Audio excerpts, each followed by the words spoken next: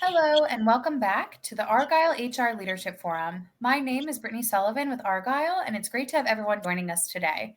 A couple of notes before I turn things over to our panel moderator.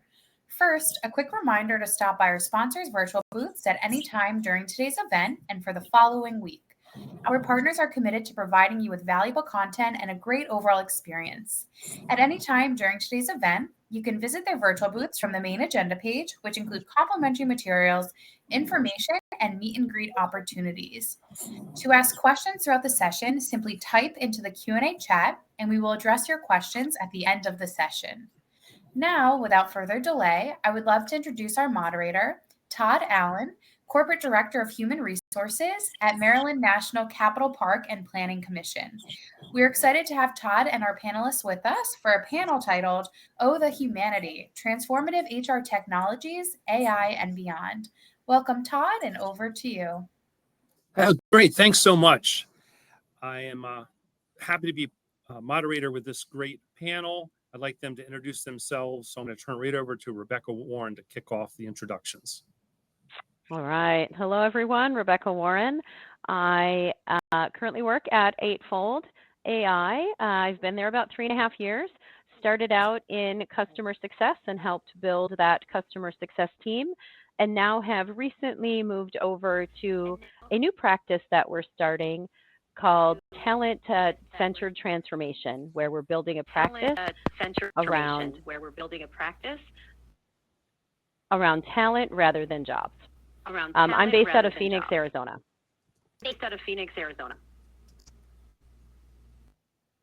Okay, great. Let's go to Lauren next.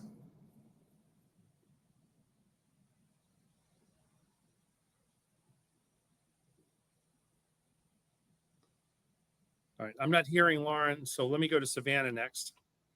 Hi, I am Savannah Skinner. I am a director of human resources over the human resources business partner team for Air Methods. I've been working in HR for about 15 years. You got a weird echo, sorry. Yes. I've worked in a variety of industries, starting with the Army, the alcohol industry, and currently working in healthcare. I'm happy to be here. Okay, great. And Lauren comes to us with quite a bit of experience. Lauren, I can give a quick intro for you if you're, unless you want to try one more time. All right. So Lauren, oh yes, Lauren, please. Hi, I'm Vice President of People for Tista Science and Technology. We're in high-tech contracting. Great. Okay, so our first question for the panelists. I am hearing an echo, so if our behind-the-scenes team can check on that, please feel free to introduce a solution. Nevertheless, I'm going to jump right into our first question. What are some of the ways that technology is changing the role of HR professionals? Let's start with Rebecca. Yeah, I think it is changing HR's role significantly. I think talent intelligence systems like Eightfold are transforming the talent journey from pre-hire to retire, adding AI, machine learning, automation to make the best talent surface more quickly and more easily. I think there's other things out there like data-driven decision-making tools such as like Power BI or Tableau, allowing HR professionals to gather data and make predictive decisions, analyzing patterns and trends, enhancing communication and remote work facilitation, and then also employee engagement platforms. I think that process has changed significantly, and I think tech is making that better. Also, e-learning platforms and training that's done through VR and AR, especially where it's not possible for trainers to be everywhere, using virtual reality and augmented reality makes a big difference for folks.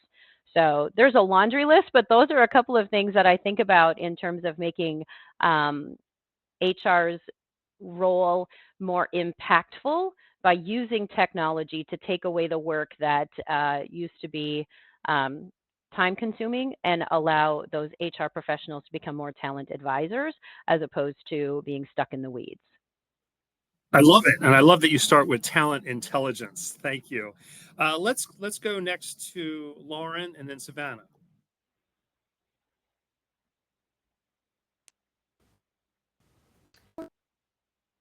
The speed in which our businesses are operating for HR professionals to use that data and information in order to grow our team, where it's all going. I think it's such an exciting time to be in HR. I think more than ever, we've had a seat at the table, not that we don't have to fight for it in some organizations, but I think HR is valued more than it has been in the past, and we have the access to data to drive intelligent decisions. That's cool. You guys also remind me of, I think it was the cover of a recent SHRM magazine when Johnny Taylor said, AI plus HI equals ROI. So it really emphasizes how Rebecca kicked off with human intelligence, partnering with AI to get the best ROI. So thank you for sharing that. Let's go a little deeper. The next question, we're going to drill a little more into AI and the differentiation between generative AI technologies like ChatGPT and other AI applications. How is generative AI changing the role of HR professionals? Let's start with Rebecca again. Yeah, thanks. Belonging to an AI company, we have to know a little bit about this. And I'm going to take a step back before I actually answer that question. And I want to talk about really briefly the different types of AI, what it is and what it isn't, right? And so a lot of times people think AI is automation, but automation is just taking and making a task easier with minimal human intervention. Um, an algorithm is a set of instructions designed to perform a specific task. Then we've got Gen AI, which is AI systems that create new content such as text or images, music, or code. We also then have large language models, which is a type of AI focused on understanding and generating human language. And then we have AI, which is the simulation of human intelligent processes by machines, especially computer systems. So I think there's a lot of flavors to it, and there's a lot of times we think it's this or it's that, and there's a lot of different levels. When I think about Gen AI and how it's changing, right, so it can create new content and build things, I think it's great for us to, as a thought starter. I love to use it to think about job descriptions or looking at answering questions on a webinar. Give me some ideas to think about, right? So Gen AI is changing because it is systems that create content that tend to emulate humans. And so as we think about using Gen AI, making sure though that you're using it in a way that you've got some frameworks around it. And I think we'll talk more about that as we go along about how do we make sure that we're safe when we're using AI. But I think as we spend some time looking at Gen AI, using it to make our lives easier, I recommend using it as a thought starter for HR professionals. How would I answer this question? How would I think about it? But then also proofing your answer by using some additional information, using Google or your experts around you. Excellent. All right, let's do Lauren and then Savannah again. Thanks, Pat. I'd add, as it generates thoughts or it helps our candidates with their resume writing skills, we're also using it in our interviewing capabilities. And we have to really be mindful of security, right? Ensuring that great resumes, great talent is able to come to the organization, is a cultural fit, and that we're addressing those biases. We're using it at Air Methods to generate job postings, like little LinkedIn blurbs about different opportunities and generate more traffic to recs that we have out there. We also use it for internal communications and have started trying to figure out how to use it for things like employee handbooks and policies, just to try to make those mundane tasks a little bit easier. That's great. Yeah, I was thinking, I've been dabbling with it. Policies can be a challenge sometimes, especially We've had some recent legislation in Maryland having called the Time to Care Act, and drawing down thinking around that. I was playing, and it helped me get started. But then the proofing piece was so important, and kind of then doing my normal policy work with the other stakeholders to customize things. So great points. Fault starter, proofing, and that I think opens up really to probably helping every area of HR. All right, we'll drill a little deeper again with the next question that kind of builds on what we just said. So let's just open this up.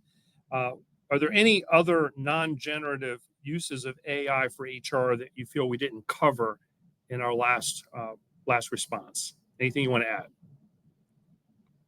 I'll start with Rebecca, just in case you want to, since you were very thorough. Do you anything that maybe we might have missed that you want to add to that? Well, I think we'll get to this a little bit further down the road, but there was a question that came in around outside of recruiting, what other aspect of HR do you feel AI will be most useful? And honestly, when I think about our role at Eightfold, right, our mission statement is helping everyone find the right career, right, the right career for everyone in the world. And so where I see AI becoming so helpful is moving things along more quickly, right? When I think about helping folks find new jobs. And I'm case in point, right? I came to Eightfold with a TA background, TA practitioner for a long time, but did not know customer success and did not know tech. But because I had those transferable skills, the system was able to say, yes, this looks like a good fit. I was referred over, but then when I put my resume in and it says, hey, here's jobs that would match for you, it came up with TA, but it also came up with customer success. So I think the ways that AI is making connections, not just in recruiting, but internal mobility. How do we help folks stay in an organization instead of leaving? And so what kind of skills adjacencies can tech, AI help us uncover using talent intelligence to connect those dots, do it more quickly, and make those connections in ways that we might not think about, right? If you think about teachers are great fits for consultants, but that doesn't feel like a normal connection. So using AI to help make those internal mobility changes or getting into a completely different career path, I think AI is huge for doing that and helping connect those dots in ways that we might not normally think about. That's awesome. How about Lauren and Savannah? Anything you'd like to add? Lauren first. Connecting the dots is what and using the automation systems integrations to really help us in analyzing information. That's informed decision organization to support just attracting and bringing them into the organization, but as Rebecca mentioned, helping staying with the organization. All about harnessing that data and understand what's important. Awesome. Savannah, anything else you'd like to add?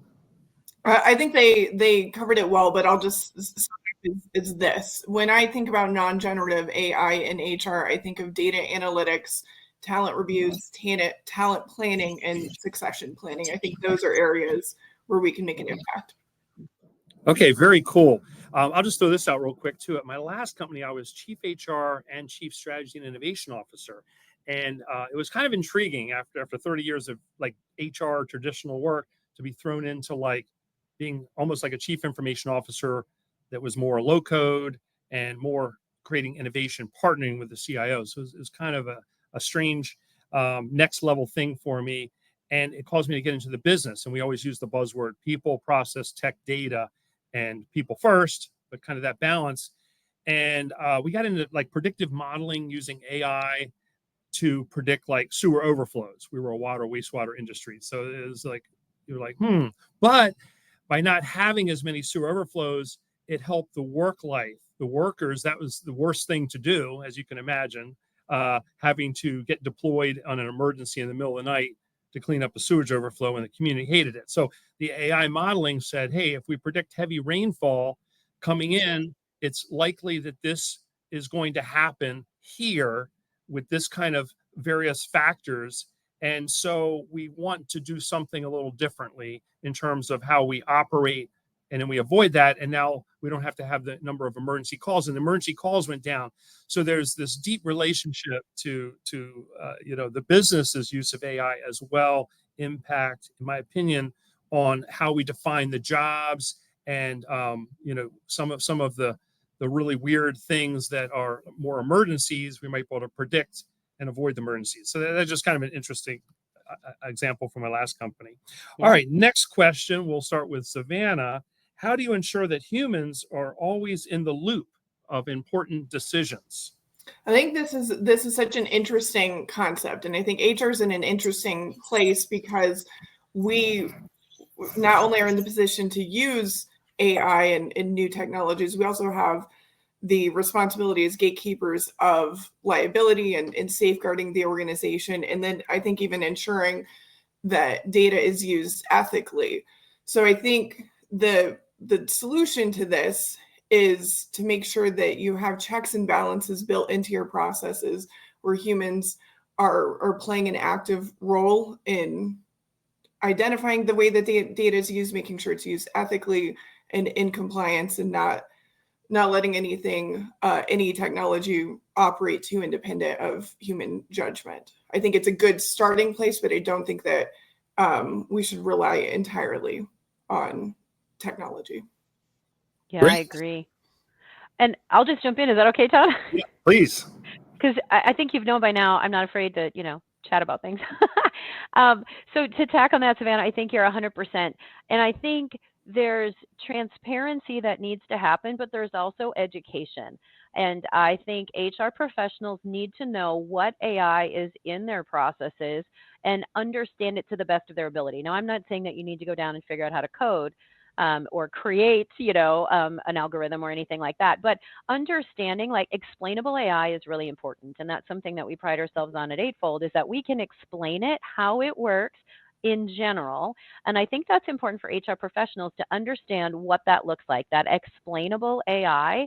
And then also making sure that you're holding vendors accountable to, as you said, Savannah, make sure that there aren't things built into the system that you don't want to know about, right? So what are your vendors doing to prevent bias, to add that that human connection, making sure that your AI systems are not making decisions that should be made by humans. There should always be that human oversight.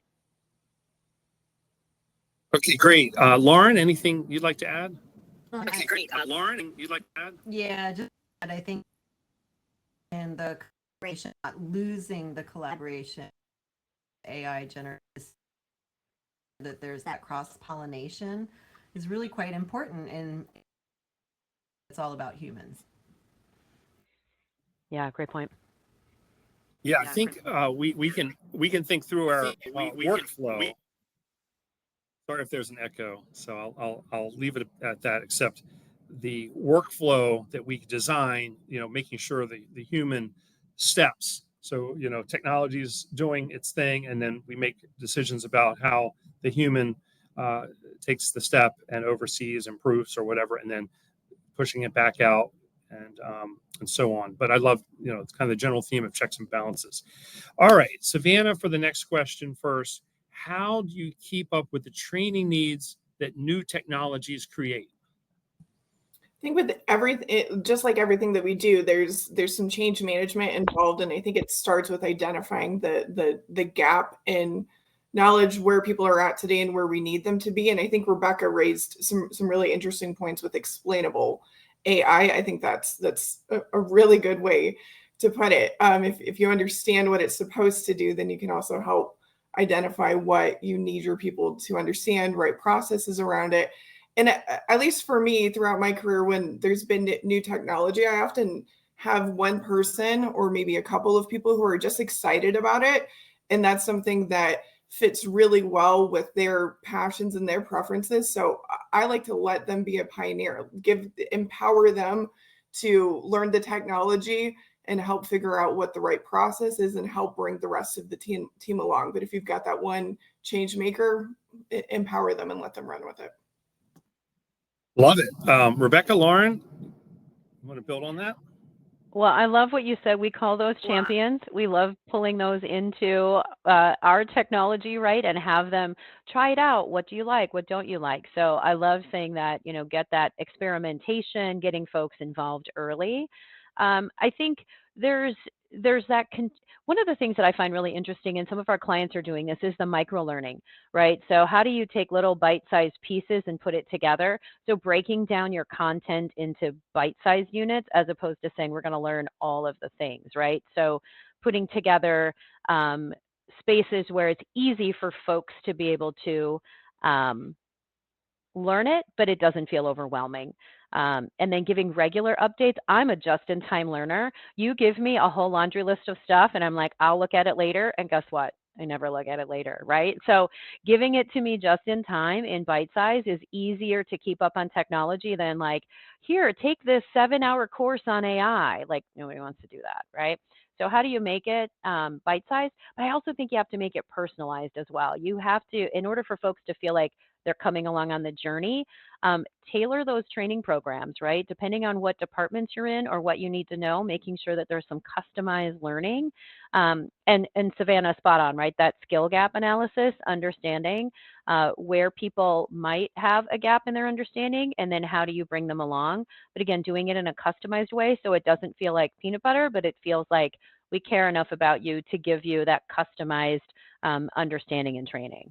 That I love that point, because then now you're not just forcing new technology or something, you're developing your people, you're teaching them a new skill, and that's something to get excited about and how you manage the change. I think there's an internal marketing aspect to a lot of what we do in these 100%. things.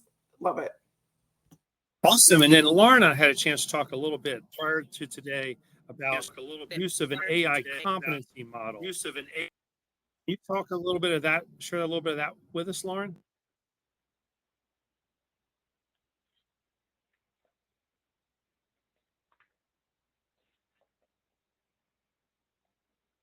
There we go. As a government contractor, so we're constantly seeking to understand our clients as well as those emerging tech needs.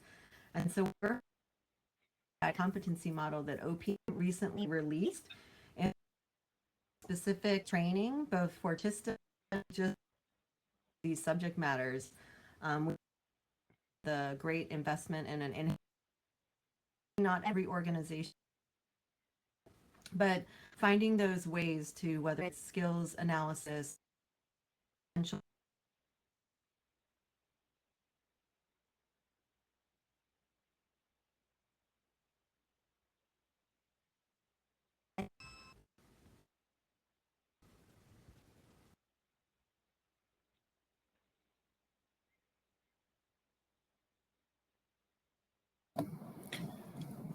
But we lost Lauren for a minute there. I'll just tell her, we're also going to throw things in the chat or come back to it. But she had shared with me that her organization has tapped into an AI competency model, and I thought that was intriguing. I'm not there yet, so I'm learning today as well. But I think that sounded really cool, and the other comments are spot on. I think we're constantly trying to address our diverse workforce and different ways to reach them with micro learning, different e-learnings, customized learning, and kind of following up. I also think sometimes we're going through bids now. I'm a kind of public sector agency, so when I go through bids, we have very strict procurement rules, but we'll put into our requirement gathering some of these things we're talking about. So we receive that information. We kind of have a sense of how our partner would operate in these spaces, and such as even the training. How do we operate and have bidders kind of explain how might they be using AI, and what might they recommend. So right out of the gate of bringing in new technology, we've kind of factored that into our evaluation process. So I thought I'd slip that in. Okay, next question. We'll start with Rebecca. How can HR leaders use technology to improve employee experiences? Okay, that's a huge question, and there's lots of answers. So let me start with saying that employee experiences, when we think about tech, right, we think about what an employee career path looks like. So there's lots of ways to improve employee experiences. So the first thing I'll talk about just is in general, right? Transparency with communication, easier to connect with folks, using feedback and engagement apps, putting those out there. It's easier for folks to communicate back and forth. Of course, using your LMS, your learning management system, making sure that there's personalized career journeys in there. Um, and then HR processes, right? Streamlining the processes by giving self-service portals, easier for folks to find their information, automating some of the workflows, easier for folks to dig into things. Um, but I also want to talk about career paths, right? And what does that look like?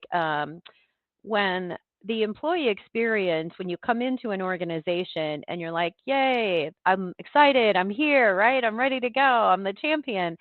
And then if you don't have people pouring into you or spending time understanding what's important to you and what you want to do, that excitement tends to fade. You've got folks that maybe are not as engaged as they could be.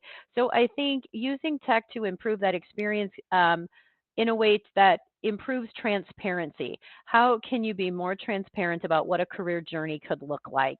How do you change from a career ladder to a chessboard or a lattice? How do you allow folks to learn about opportunities inside the organization, get matched to some of those opportunities, and then be able to either pursue that as their next role or put together a project marketplace where folks can say, hey, I want to learn more about what's going on in tech, but I don't necessarily maybe want to move from HR into tech. So is there a project that I could add my experience to? What could I learn from that? How do we help employees feel more connected to the organization through transparency of career paths and also what's happening at the top? I think there's a lot of tools that help, like I said earlier, build that communication.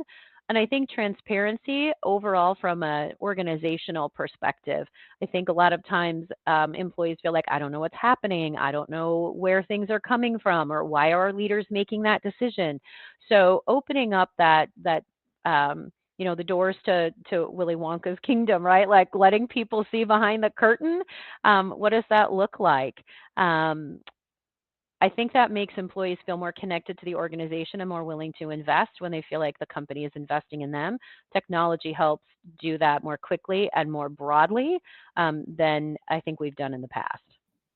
Love it. I might steal the project marketplace idea. I've thought about that in the past. It just have had trouble pulling it off effective. Awesome. Let's go to Savannah. Anything you'd like to add on the employee experience? Yeah, so I'll just add one thought. I think in general, it can free up our HR teams.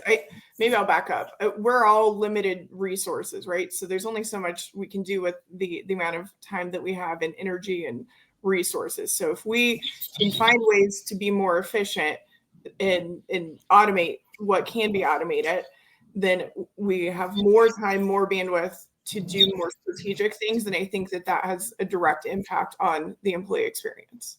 100%. Yeah. I also really appreciate like thinking about the full employee life cycle, like hire to retire, and how to personalize these journeys can be super intriguing to build that out. Okay, great. Let's go right to the next question because Lauren has that one. How can HR leaders use technology to improve recruiting and talent acquisition? Lauren? Sure. Hope you all can hear me. We're really trying to use technology to assess it as someone comes into the organization. So using these and active listening, really thinking the work, understanding work-life balance, understanding wellness, really just to bring constant learners to our organization and with us, and our hiring way so that they're identifying those individuals that want to learn and grow with us, and that the adaptable, right? We're not just experienced, but we're able to learn in these new technologies and these new environments that we're working in. Awesome. Thanks for sharing. Rebecca, Savannah? Thanks for sharing. I think that was a great answer. All right, you nailed it. Okay, let's go ahead to the next question then. How can we make sure that we're not baking biases into our HR technology? So I think sometimes we have thought that technology is inherently not biased, but I think that that's not true. As humans, we have a bias, and then the people writing the algorithms and creating the technology also have a bias, and so there is inherently bias to it. So the same issue that we have with people, of us needing to be aware of our biases and how that can influence things like the way that candidates are screened.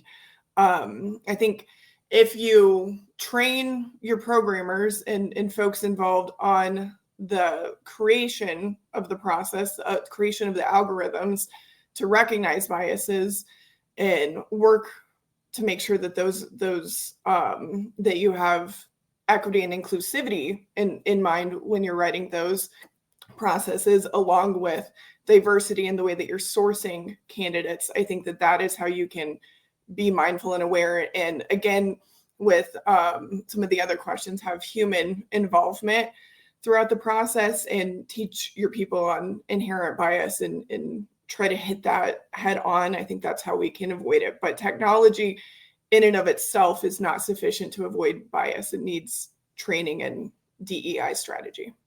I'm going to jump in on a quick comment. You triggered something. I've seen this happen over my 35-year career. Frequently, one CEO will say, we got to emphasize degree required, degree required, degree required. And some even went highly inappropriate and said, I love Harvard, or I love this, or I love that. I'm like, what are you talking about?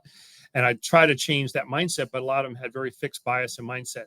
Then they would leave, a new CEO would come in and say, I think, we need to be more inclusive. And just in a matter of one CEO to the next day, a new CEO, we would rework lots of things. And we see that kind of showing up lots of different ways throughout human decision making. But I always think of that example pops in my mind: this degree required versus how we utilize various experiences and so on. But let's go to Rebecca. Anything you'd like to add on that topic of the biases?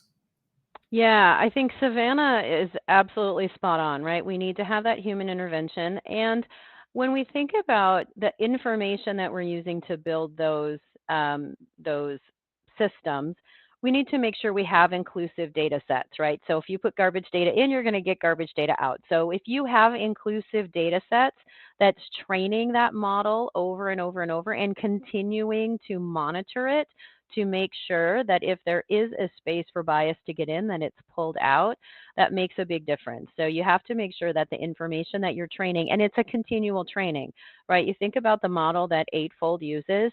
We are an AI native platform. We had the AI before we had the solution to what we were going to use it to solve for. So our system has been learning and growing and training itself for over 6 years. So if you think about some of these tools that come in and they say that they have AI, but they can't tell you about their data set, or they are very new to the space, you have to be a little more vigilant because their AI hasn't had enough time to learn and to grow and to develop the right path. So a lot of monitoring needs to come into that.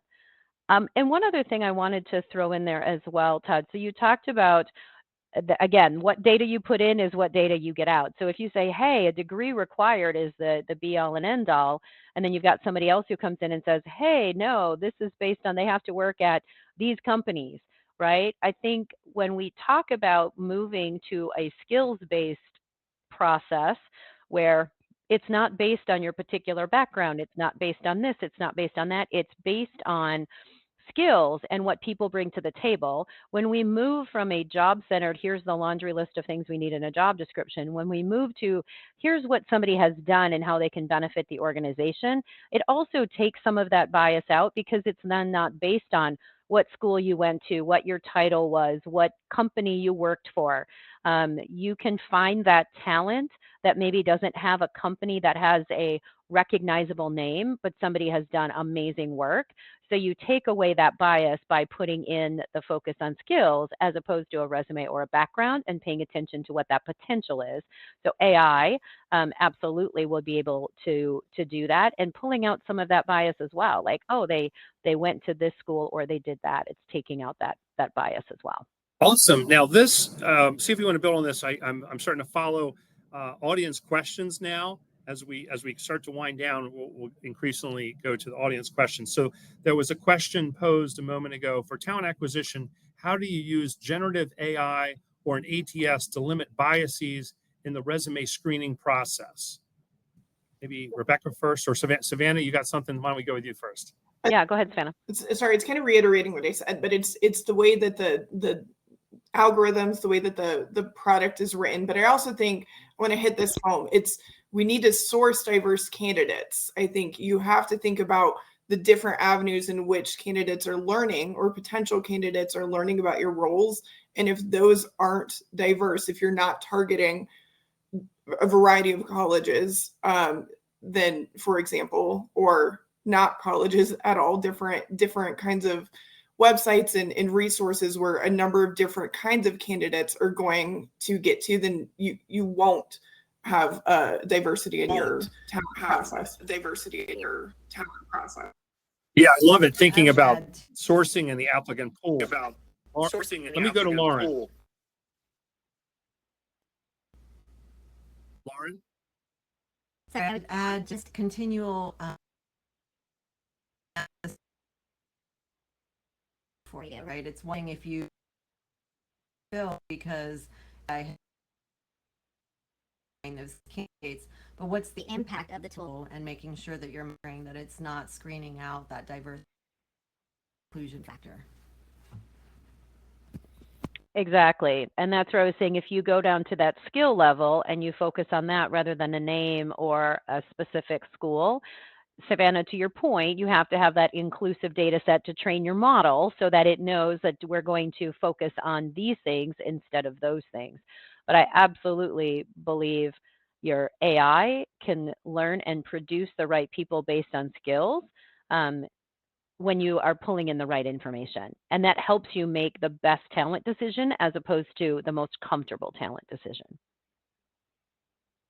Okay, and to kind of wrap up our formal questions, Savannah, is there anything else you'd like to add about pursuing DEI goals and how technology helps? Anything you'd like to add to your last comment? No, I feel like I've hit that. I'll let Lauren and Rebecca chime in. All right. Well, I have a thought on that. Oh, sorry, go ahead, Todd. Well, just because we only have a few minutes left, I was going to jump right into some questions that are populating up. But if you want to go real quick, Rebecca, feel free. I just have one thought there. So as I was talking about that skills-based organization, right? If you're focusing on skills, DEI becomes embedded in how you work and part of your culture.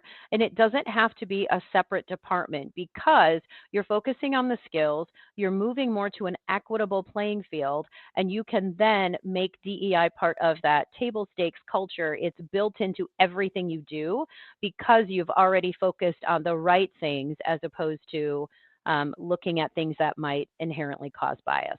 So that was just my 2 cents there. Cool. Rebecca, I'm going to hit you up with this question. See if you can go a little deeper on this. How do you differentiate between AI and an algorithm?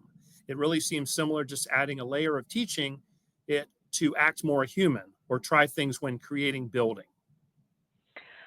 Right. So it depends on why you want to figure out what the difference is. But when you think about an algorithm, it is a code-based system. It's designed to produce results repeatedly.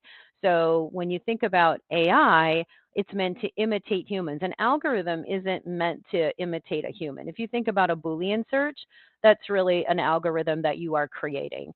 So an algorithm really is just a set of restrictions to produce an end result, whereas AI holistically is meant to imitate how humans would think and react and respond. So it depends on why you want to know the difference, but an algorithm is more like a keyword search, and AI is more like thinking like a human, if we think about it that way.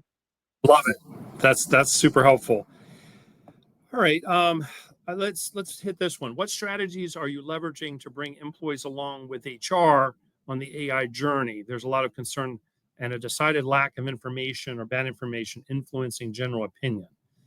Anybody want to take that one?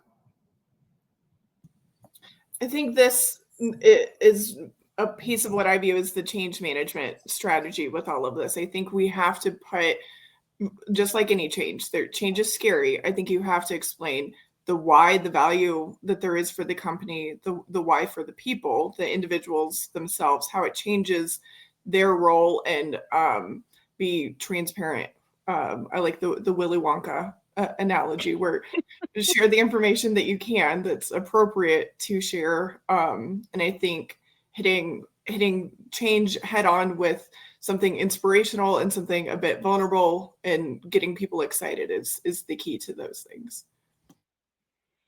Yeah, and I would add to that, I think you have to tie it back to what your organization is trying to accomplish. What is the ROI for it? What is it going to allow you to do? As you said, Savannah, how is it going to help me, right? There's a lot of with them. We want to know what's in it for me. How is that going to help my job? How is that going to help the company be more successful? I don't think anybody wants to go to work to suck, and nobody wants to go to work for an organization that can't succeed. And so when we understand what technologies are in place and why we're using them, understand it, and then continue to build on that, here's what it's going to do for you, here's what it's going to do for the company overall, with the goal of being successful, it feels less scary and less like somebody's going to take my job. I think that's the biggest thing I hear is AI is taking over the world. It's going to take my job.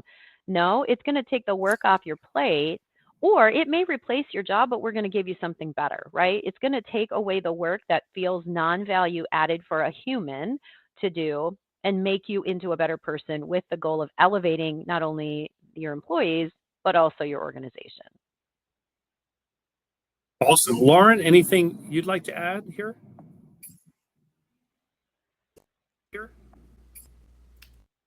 Just embrace empower yourself. Always help change or new technology to, when the auto industry was going from to and machines, there's always going to be change, and you're going to find new ways to. Yeah, that's great. I think there's a lot of fundamental change management principles that come into play with a lot of this, getting out, having open communication, honest communication.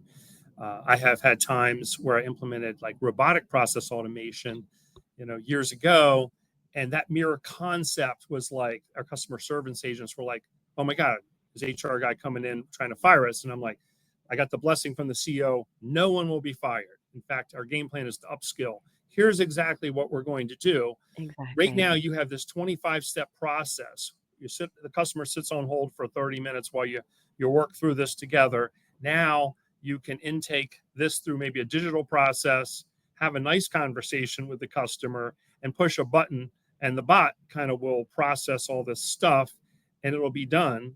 And the backlog will go from this massive, horrifying number to down to zero, and we can upskill and kind of lattice back to succession planning.